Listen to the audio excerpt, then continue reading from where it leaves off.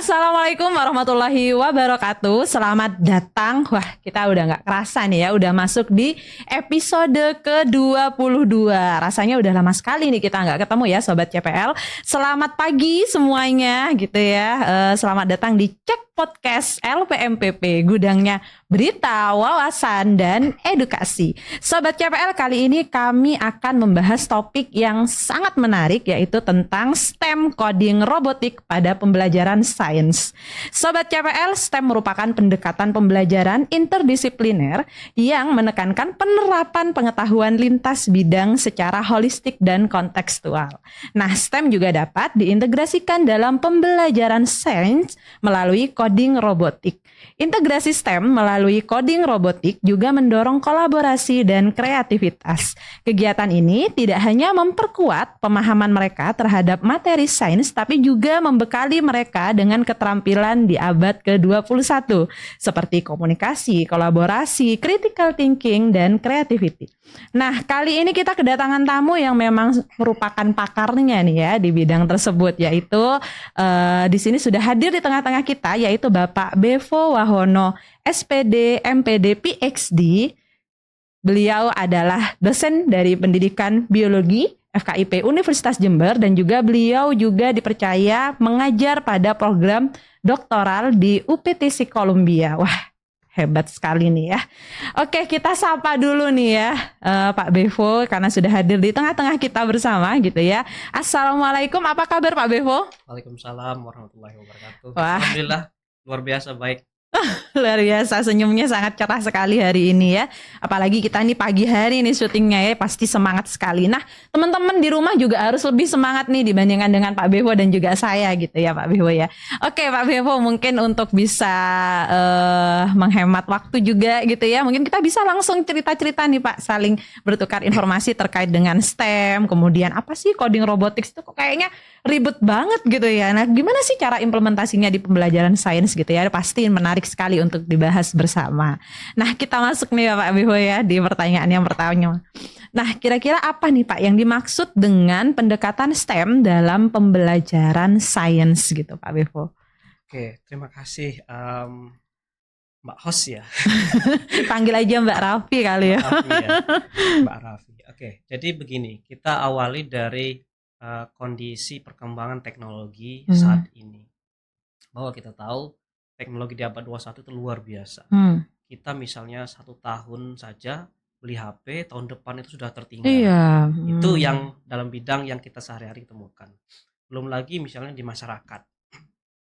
Itu teknologi di luar, misalnya di luar negeri. Indonesia, ada yang bilang Indonesia itu tertinggal misalnya 20 tahun sampai 30 tahun, bahkan 50 tahun dari negara-negara tertentu. Artinya teknologi di luar juga berkembang sangat cepat. Kalau misalnya kita pembelajaran itu tidak kita kaitkan dengan perkembangan teknologi, engineering, matematik, itu sains, itu nanti pasti akan kita jauh tertinggal. Sehingga seperti benar dikatakan tadi bahwa STEM itu adalah sebuah pendekatan pembelajaran atau inovasi pembelajaran begitu, yang mana fokusnya itu adalah siswa nanti mampu memecahkan masalah yang kompleks di masyarakat. Karena kompleks inilah kita itu tidak bisa mendekati suatu masalah dengan satu monodisiplin ilmu.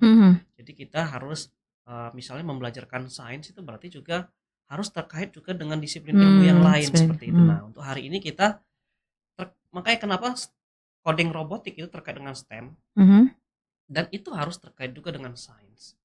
Begitu. Jadi intinya misalnya kita membelajarkan sains di abad 21 tidak hanya pure sains saja. Jadi harus dikaitkan dengan yang lain. Dikaitkan dengan yang lain. Kira-kira seperti itu. Nah, kemudian apakah STEM ini dia harus semuanya itu muncul gitu dalam proses pembelajaran sains, atau boleh nih salah satunya aja nih sains aja dengan engineering, atau harus mengcombine semuanya begitu Pak Bevo? Oke, ya. Ya, betul. Itu pertanyaan yang lumayan sering ditemukan kalau misalnya kita lagi workshop atau apa ya. Pak, misalnya apakah STEM itu harus 4-4-nya muncul misalnya begitu. Jadi STEM itu memang akronim dari Science, Teknologi, Engineering, Matematik. Tetapi kalau kita bicara tentang STEM itu sangat luas. Ya. STEM itu sangat luas. STEM itu bisa saja dia misalnya sebuah pendekatan pembelajaran, tetapi bisa juga dia itu seperti di tempat lahirnya di USA, Amerika, bahwa mereka dulu awalnya STEM itu bukan sebuah pendekatan pembelajaran. Jadi STEM itu sebagai em, apa ya, fokusnya pemerintah bagaimana mengembangkan generasi mudanya suka untuk belajar sains, suka belajar teknologi, suka belajar engineering, itu ya. dan mereka mau bekerja di bidang itu setelah lulus. Karena mengapa? Karena mereka merasa tertinggal dengan rivalnya. Dulu itu namanya Uni Soviet, begitu ya. Jadi bagaimana caranya biar generasi muda siswanya itu suka belajar di bidang itu dan suka juga nanti bekerja di bidang itu setelahnya. Tapi lama kelamaan STEM itu berkembang sampai ke Asia Tenggara, sampai ke kita misalnya menjadi diadopsi sebagai sebuah pendekatan pembelajaran. Nah, balik lagi ke pertanyaannya, apakah harus empat-empatnya? Tidak harus. Tidak harus empat-empatnya. Banyak referensi literatur yang menyatakan bahwa STEM itu adalah pendekatan pembelajaran ya yang mengintegrasikan dua atau lebih Oke. ya, dua atau lebih dari disiplin ilmu tadi. Artinya misalnya kita membelajarkan sains, kemudian ada unsur teknologinya di sana, itu juga sudah pendekatan STEM.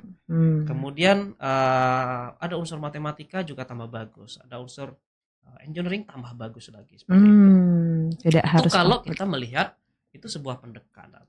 Tetapi kalau misalnya kita lihat dari sudut pandang yang lain, kita ngajar sains saja, ngajar biologi saja atau matematika saja, itu juga udah pembelajaran STEM namanya. Oh, gitu ya Pak? STEM. Ya, itu kalau kita lihat dari sudut pandang monodisiplin ilmu. Jadi seperti spektrum, STEM itu bisa dilihat sebagai spektrum. Spektrum itu mulai dari monodisiplin sampai paling terintegrasi. Begitu. Jadi tergantung dari mana ya. Makanya kalau dalam riset, dalam penelitian, orang harus memfokuskan STEM kita ini dari sudut pandang yang mana seperti itu. Nah, termasuk misalnya ya penggunaan teknologi. Ada STEM, Science, Teknologi, Engineering, Matematik. Apakah teknologi itu harus menggunakan laptop, harus menggunakan HP, menggunakan apa? Enggak. Teknologi itu banyak definisinya. Ya, misalnya kalau kita mau bilang teknologi, semua yang memudahkan manusia itu kan teknologi, betul. Dan sampai yang paling ekstrim misalnya sebuah strategi untuk membuat sesuatu aja atau ide saja itu bisa dikatakan teknologi yang paling ekstrim. Iya, betul. Misalnya kayak kita ini, saya punya HP, kemudian si Anu punya HP. Ini teknologi mana? Ini teknologi Amerika. ini teknologi Korea. Tapi produksinya kan tetap di Indonesia, buatnya di Indonesia. Tapi apanya yang teknologi itu? Kan cara membuatnya. Caranya, ya, oke. gitu. Nah, seperti itu. Jadi sangat luas sekali kalau kita bicara tentang STEM ya. Oh gitu. Nah sekarang nih coba kita agak mepet ke yang robotik gitu karena itu saya juga penasaran nih Pak. Nah gimana sih peran coding robotik gitu ya dalam mendukung pembelajaran sains yang menggunakan pendekatan STEM itu tadi Pak? Oke, jadi balik lagi ke tadi STEM bahwa kita ngajarkan sains sebaiknya menginkludkan juga yang lain begitu. Kenapa? Karena nanti kalau di masyarakat siswa itu menemukan masalah itu ini bukan masalah sains, tetapi kontekstual, maksudnya sangat komprehensif kan begitu ya. Misalnya kita misalnya jalan kemudian ketemu di lampu merah, lampunya mati. Matinya lampu merah itu ini apakah masalah sains, apa masalah teknologi, apa masalah yang lain, misalnya seperti itu. Atau banjir misalnya, ini masalah sains, masalah teknologi, atau masalah apa. Nah di coding robotik itu di pembelajaran sains dengan coding robotik itu kita bisa mengintegrasikan itu. Dan siswa kalau belajar IPA, belajar sains, mereka langsung apalagi zaman sekarang ya abad 21 langsung kita engagekan dengan teknologi-teknologi seperti tadi itu, coding itu. Nah, misalnya ini boleh saya langsung contohkan atau misalnya ya. Boleh. Seperti yang tadi. em, lampu merah misalnya, Iya, iya. traffic light ya. Mhm. Nah, traffic light itu kan unsur sainsnya kan ada di sana. Iya. Nah, kemudian teknologinya di coding itu kita bisa mengcodingnya. Mhm. Jadi misalnya apalagi kalau kita ajarkan sekarang di siswa-siswa sekolah dasar, sekolah SMP, misalnya SMA, mereka kan sehari-hari ketemu dengan traffic light ya, dengan lampu Iya. merah. Tapi mereka nggak menyadari ini gimana sih cara membuatnya. Padahal itu simple. Cara membuatnya simple. Kalau pakai Ah, coding simple. Kapan dia harus berapa berapa menit? berapa lama dia harus mati, Heeh, berapa lama dia betul. harus hidup. Mhm, mhm. Kemudian setelah kuning itu apakah hijau, apa hijau ini ganti merah. Hmm. Kemudian itu jeda berapa detik kemudian balik lagi ke Ya, itu oke. pakai coding mudah sekali. Oh. Dan itu bisa dilakukan oleh anak-anak sampai sekolah dasar. Bahkan Itu yang dikenalkan gitu ya. betul. Heeh. Nah, gimana ini kan ya dengan sains. Hmm. Nah, kita balik lagi ke topiknya sains ya. Mm-mm. Misalnya kalau kita balik ke pengetahuan atau kesepakatan lebih umum di dunia ada namanya SDGs ya. Ya, SDGs itu sustainability ya Sustainability Development Goal. development goal. Tujuan apa tuh pengembangan berkelanjutan. Nah, di SDGs ini ada 17 SDGs, ada Oh. 17 item. Mhm. Salah satunya adalah SDGs 13 tentang climate action, tentang climate change, perubahan iklim begitu.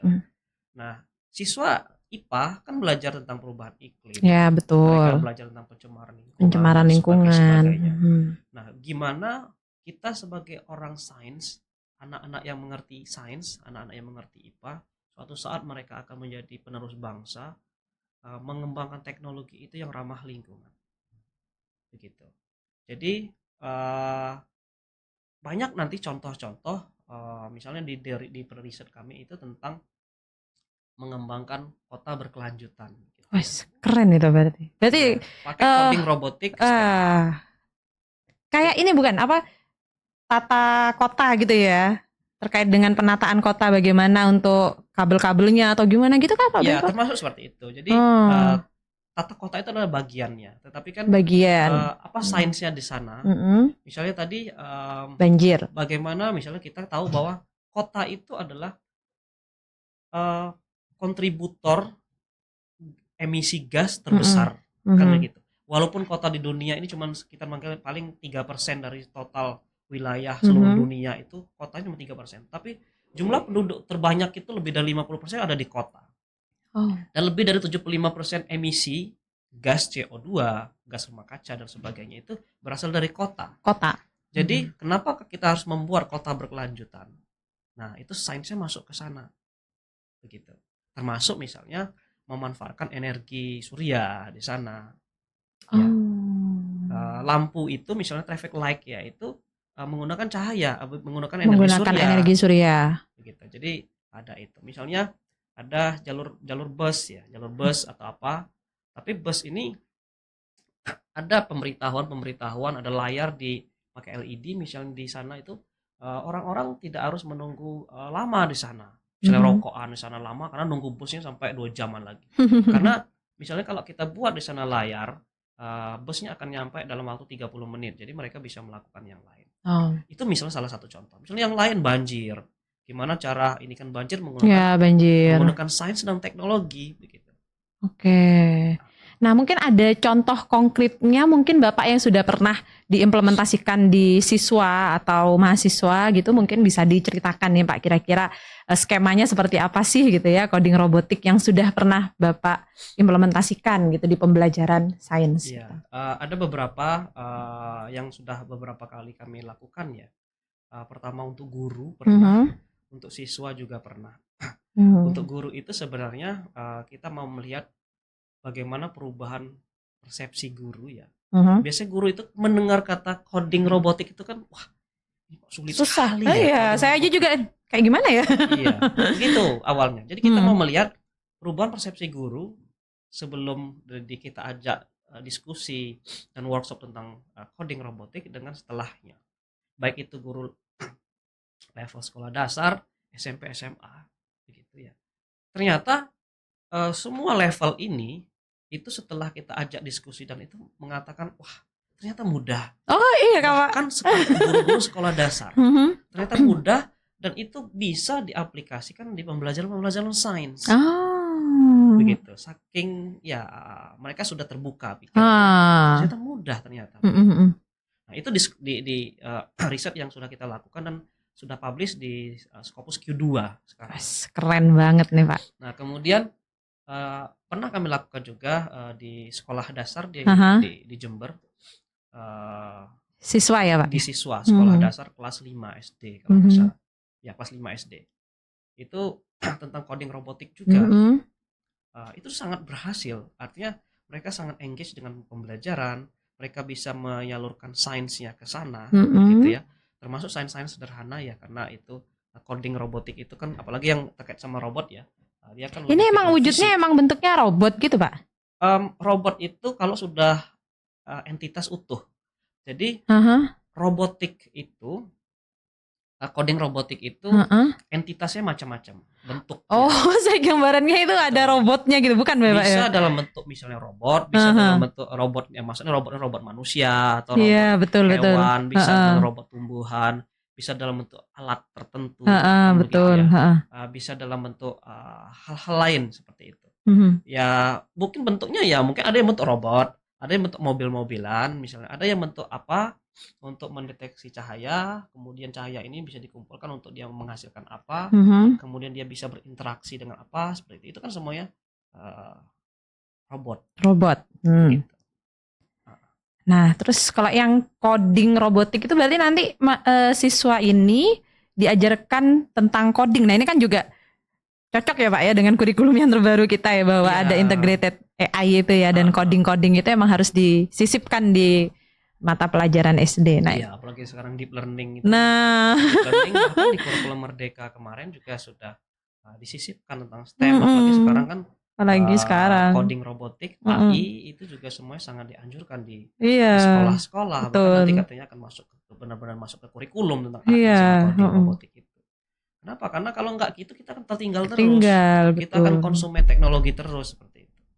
Padahal itu bisa dilakukan. Gitu, kira-kira. Nah, kalau yang sudah dilakukan siswa ini bentuk codingnya seperti apa sih iya. Pak? Nah, apa Untuk- harus mereka menggunakan perangkat lunak, handphone Betul. atau gimana? Nah, karena memang itu adalah coding ya, Aha.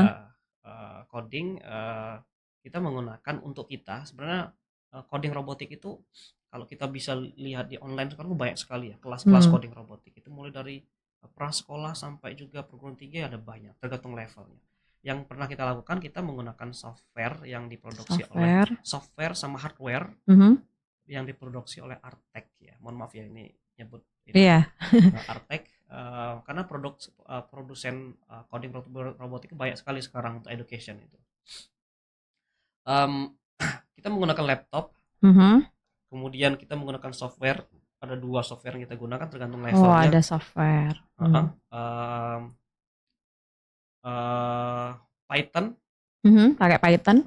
Pakai Google Colab juga bisa nggak Pak?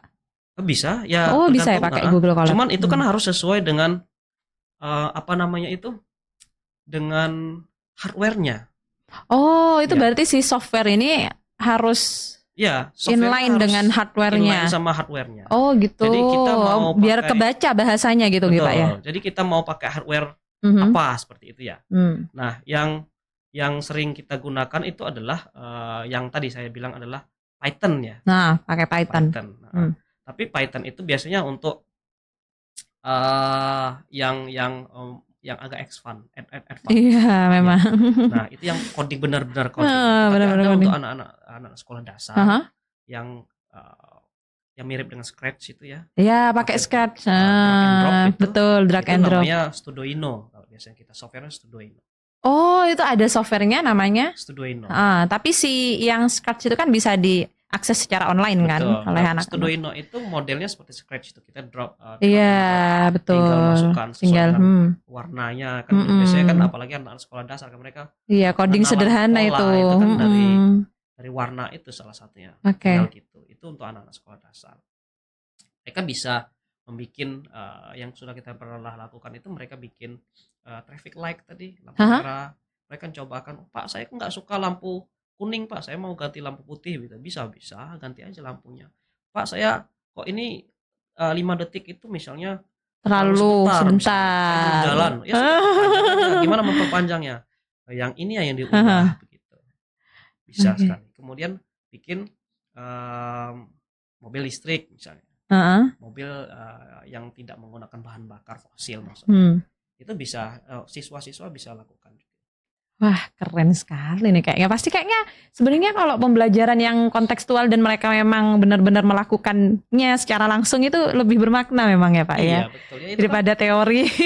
itu kan semuanya mereka hadapi. Jadi apalagi kita belajarkan STEM ya, kita belajarkan STEM itu kita bawa dulu konteksnya. Anak-anak misalnya di awal kita Iya, bawa konteksnya. ada kasus Kita dulu nih. masalah. Kita oh ya tadi ada yang lewat lampu merah misalnya. Oh ya saya Pak.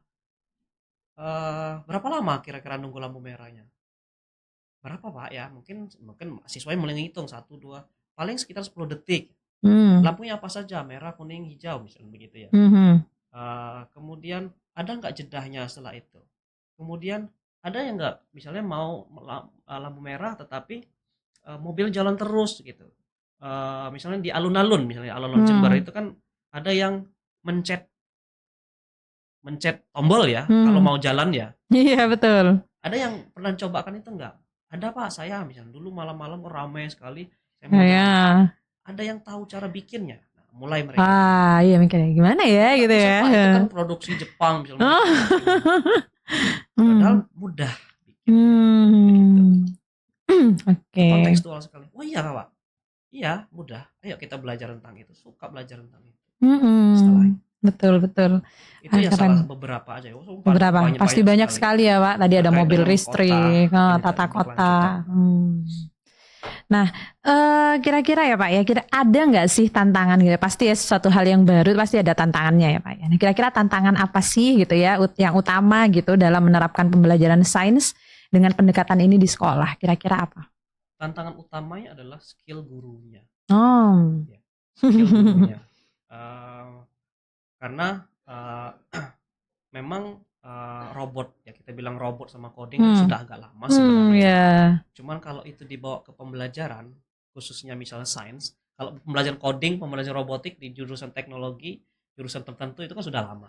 Ya betul. Tapi di sains ya orang-orang sains, orang-orang matematik belajar itu yang anak-anak yang itu yang baru. Nah, transformasi pembelajaran yang mulai mengarah ke abad 21 tentang mengarah ke teknologi, kemudian memperhatikan antara keseimbangan antara sains sama lingkungan sama teknologi, itu yang cukup menantang ya. Oke. Jadi kesiapan guru ya untuk menggunakan pendekatan STEM ini tadi. Iya. Kalau siswa itu mudah, apalagi zaman sekarang ya, anak-anak baru lahir aja, anggap aja istilah kasarnya anak baru lahir aja udah bisa megang HP gini. Iya betul. Ya, cepat memang. Mereka diajarkan sebentar udah nanti eksplorasi sendiri ya betul. Pak, saya mau bikin ini Pak, saya mau bikin ini udah ini sendiri. Malah lebih mudah sisanya. Gurunya yang sulit. Yang sulit gurunya baik. Oke, nah gimana nih Pak cara untuk menilai atau mengevaluasi gitu ya bahwa pembelajaran STEM tadi yang sudah diterapkan di sekolah ataupun di perguruan tinggi gitu ya itu udah berhasil nih gitu. Bagaimana cara melakukan penilaian dan evaluasinya? Oke, kalau kita bicara tentang asesmen, evaluasi ya, menilai keberhasilannya, berarti kita balik lagi ke tujuan. Jadi ada tujuan, ada actionnya, kemudian ada penilaian. Asesmennya. Nah, ini tergantung apa yang mau kita nilai. Di kurikulum Merdeka, kurikulum sebelumnya, itu guru lebih fleksibel. Mereka bisa menentukan tujuan pembelajaran sendiri. Iya, betul. Urutannya bisa diurutkan sendiri dengan ATP ya. Pakai ATP. Alur tujuan pembelajaran. Jadi kita bisa mengurutkan sendiri. Ini yang lebih duluan ini. Itu artinya lebih fleksibel. Membuat tujuan juga lebih fleksibel. Nah, apa tujuan apa dulu yang mau kita capai? Kalau yang dia maksud adalah tujuan hasil belajar, biasa, hasil belajar kognitif misalnya. Bagaimana konsep misal pemantulan cahaya, karena kita misalnya coding robotik, menggunakan reflektor cahaya, misalnya begitu. Nanti ya berarti kita di soal-soal post testnya Ya. itu harus menilai tentang apa yang kita pelajari di sana itu tadi. Termasuk misalnya apakah semakin dekat reflektor cahaya dengan benda itu di sekitarnya, itu intensitasnya akan semakin tinggi atau semakin rendah misalnya. Itu kan pertanyaan-pertanyaan seperti itu. Ya. Dan itu yang mereka lakukan tadi. Mereka lakukan pada saat aktivitas. Artinya begini, asesmen itu kan nggak boleh lepas dengan aktivitas, nggak boleh lepas dengan tujuan. Jangan asesmennya nanti menanyakan apa tetapi tidak dipelajari di sini. Iya betul. Itu misalnya kalau kita bicara tentang hasil belajar. Yeah. Kalau kita bicara tentang yang sekarang misalnya computational thinking misalnya, atau problem solvingnya, berarti nanti asesmennya tentang itu. Nah, misalnya katakan computational thinking, sekarang ada banyak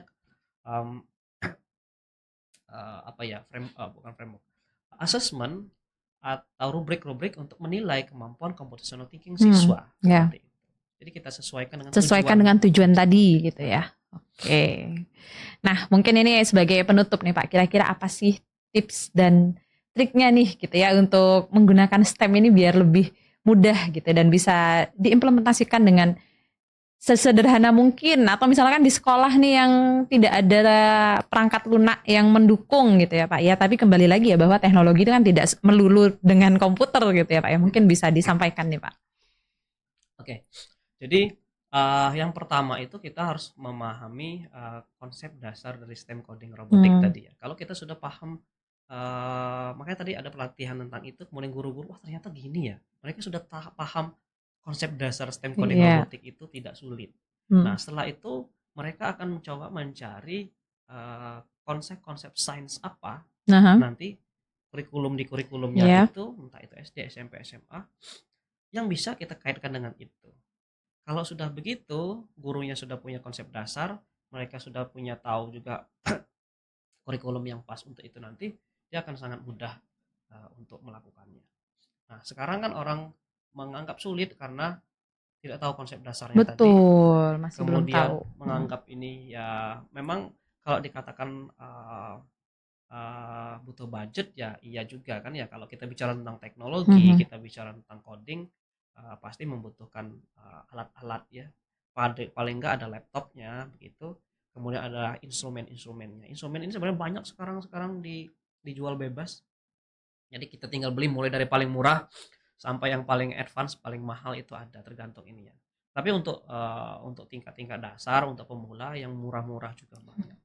Oke, baik. Terima kasih ya Pak Behu atas ilmunya gitu ya. Mungkin nanti kita bisa nih ya diberikan contoh gitu ya di next podcast kita gitu ya. Contoh nih kira-kira gambaran tentang coding roboticsnya gitu ya. Jadi bisa buat pembelajaran juga untuk teman-teman Sobat CPL gitu ya Pak ya.